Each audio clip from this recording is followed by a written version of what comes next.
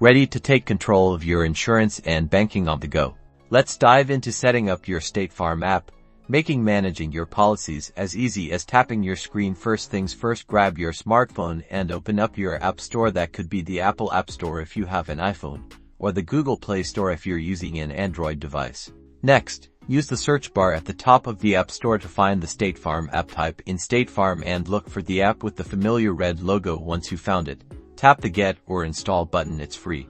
Wait patiently as the app downloads and installs onto your phone. This shouldn't take too long. Once the download is complete, the button will change to Open. Tap on Open to launch the app.